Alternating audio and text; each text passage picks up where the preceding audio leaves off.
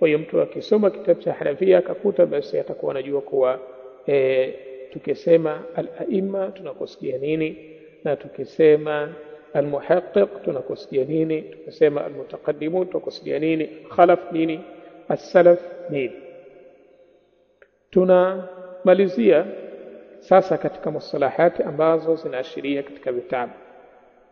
Tunaendelea katika kipengele hichi mustalahati ambazo zinaashiria katika kitabu, ili tubakiwe na kipengele cha mwisho ambacho ni kutaja mustalahati ambazo zinaashiria katika hukumu za kisheria katika upande wa kuipa nguvu hukumu juu ya hukumu nyingine. Ikitajwa al-aslu, makusudio yake ni al-mabsut, ni kitabu cha Muhammad ibn Hasan al-Shaybani, kwa sababu hichi ni kitabu ambacho kakiandika mwanzo kabla ya vitabu vingine. Kwa hiyo akisema jaa fil asli, maana yake imekuja katika kitabu kile cha al-mabsut tulichokitaja katika vitabu vya dhahir ar-riwaya cha Muhammad ibn Hasan al-Shaybani, ndio al-asl. Lakini namba 3 akisema imekuja katika kutub dhahir ar-riwaya. Kutub dhahir ar-riwaya ni vile vitabu ambavyo sisi tumeshavitaja, ni al-aslu au al-mabsut, al-jami' al-kabir, al-jami' al-saghir, al-ziyadat, al-siyar al-kabir na al-siyar al-saghir. Hii ndiyo kutub dhahir ar-riwaya. Lakini namba 4 wakisema al-mabsut, makusudio yake kitabu al-mabsut li Shams al-A'imma as-Sarkhasi. Wakisema al-aslu ni kitabu cha Muhammad ibn al-Hasan al-Shaybani, ingawa na kitabu hicho vile vile kinaitwa al-mabsut, lakini wao wakisema al-mabsut wakusudia kitabu hicho, wanakusudia kitabu cha Shams al-A'imma as-Sarkhasi. Lakini namba 5 vile vile wakisema al-mutun al-arba', imekuja katika mutun al-arba' au angalia katika mutun al-arba', maana yake ni mukhtasar al-qayatu ar-riwaya kanzu ad-daqa'iq al-mukhtar lil-Musili au majma' al-bahrain ibn as-Sa'ati, wa hiya madhkura fi muallafat al-madhhab. Hivi vitabu vyote vinne ambavyo wanaviashiria wakisema al-mutun al-arba', sisi tayari tumesha vipita. Katika hadithi ukisema al-mutun al-arba' au as-sunan al-arba', maana yake ni sunan ya Abi Daud, at-Tirmidhi, Ibn Majah, an-Nasa'i. Lakini katika madhhabi ya Hanafia ukisema al-mutun al-arba' maana yake mukhtasar al-riwaya kanzu ad-daqa'iq al-mukhtar lil-Musili au majma' al-bahrain. Kwa hiyo ni moja katika vitabu hivyo ni Ibn as-Sa'ati.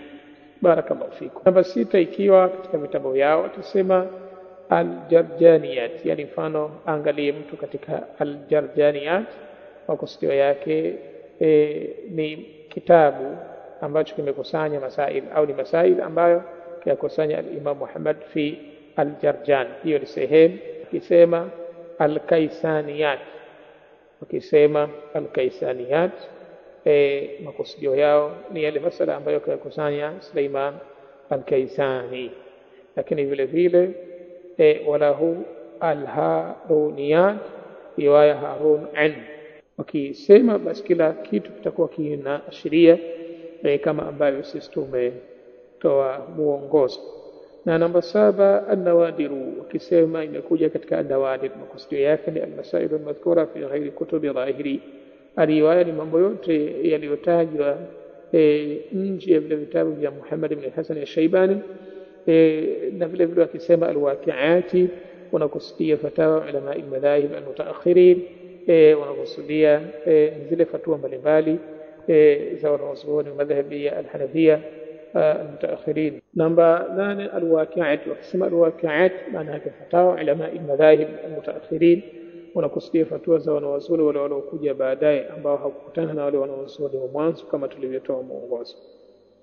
Kwa hiyo nukta ambayo inafunga mazungumzo yetu yanayohusiana na madhhabi ya al-Hanafia ni nukta ya kuzungumzia mustalahati zao pale wanapoashiria katika usahihi wa jambo au kutia nguvu katika jambo. Kwanza husema al-adhharu wal-ashbahu, lakini vile vile namba 2 husema al-ahwatu wal-ihtiyat. Namba 3 husema al-assahu wal-aslahu. Namba 4 husema al-adhharu wal-awjahu. Na namba 5 husema al-awla wal-awfaq.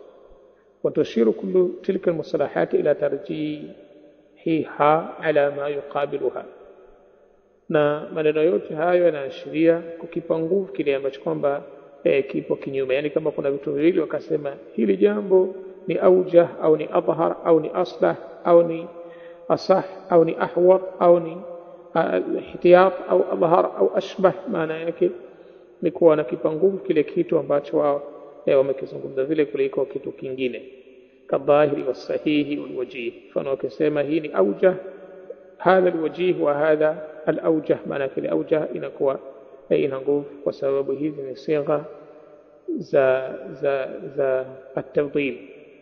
sawa, ni ismu at-tafdhil, yani hizi al-adhhar wal-asahu wal-aslahu wal-awjahu wal-ahwatu wal-adhharu, na mfano wake hizi ni sigha za kutia nguvu jambo. sawa. Namba 6, bihi yufta. Wakisema bihi yufta, kwa jambo hili ndio kunatolewa fatwa.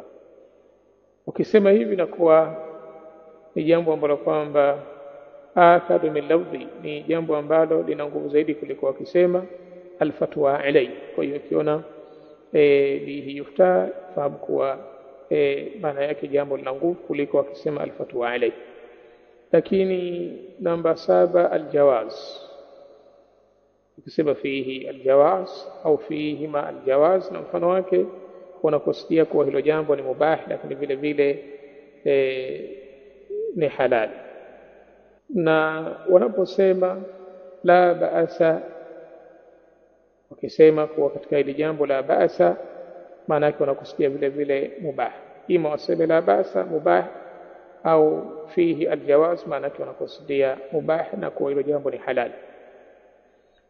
Na namba 8, wanaposema la yanbaghi, maana yake ni jambo ambalo makusudio yake khilafu al-aula, limekhalif kitu kilichokuwa bora, wa yuqabiluhu yanbaghi. Kwa hiyo ukisema la yanbaghi, haifai kufanya, basi maana yake yanbaghi ufanye hivi, kwa hili limekhalif kitu kilichokuwa ni bora, ndio maana wakasema la yanbaghi. Kwa hiyo ukisema la yanbaghi, maana yake kuna kitu kilichokuwa kizuri, mtu kakiacha anataka kufanya kitu kilichokuwa kibaya, ndio anasema la yanbaghi, kwa sura hii kuwa haifai kufanya hivi. Hapa insha Allah bitawfiki Allah tabaraka wa taala ndio tutamalizia kile ambacho tumekusudia kukielezea juu ya waasisi wa madhhabi ya Hanafia pamoja na misingi wanayoitumia katika madhhabi zao, lakini vitabu vyao, lakini vile vile mustalahati wanazozitumia kwa mashekhi wao vitabu vyao, lakini vile vile katika maelezo yao ya kulinganisha hukumu mbalimbali za kisheria. Bila shaka baada ya Abu Hanifa kuna mwanazuoni ambaye anaitwa Malik ibn Anas, ambaye madhhabi yake inaitwa al-Malikiyah. Kwa hiyo kwa taufiki yake Allah tabaraka wa taala tunaingia katika kipengele kingine ambacho ni kipengele kinachozungumzia al-madhhabu al-Maliki, na hapa tutasoma a'immatu al-madhhab, maulama wale waasisi wa madhhabi ya al-Malikiyah. Tutasoma usulu al-madhhab kama tulivyopita katika madhhabi ya al-Hanafiyah.